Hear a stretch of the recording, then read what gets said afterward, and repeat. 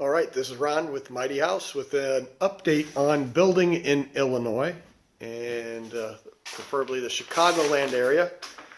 And you can see we've got all the framing done inside, windows are set, skylights are in, the roof is all done on the outside, and we'll do a separate one for the siding outside. Insulators are coming tomorrow, and you can see what we do here in the local area here of Chicago is we actually run all of our electric and conduit, which is why we always tease Rich about being able to just run extension cords through the walls on his projects down there in Florida.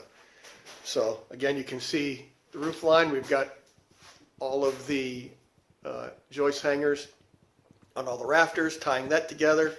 There's hurricane straps up in there, strapping that together, even though we don't have hurricanes. And that's pretty much it. So tomorrow the insulators will be here, and all of this will get filled, and it'll be a lot different and a lot warmer in here. Because if you look around on the other side here, all of that will be removed, and we will get that all foamed in with closed cell foam, and we'll shoot a separate one with that insulation in. So for now, we'll talk to you later.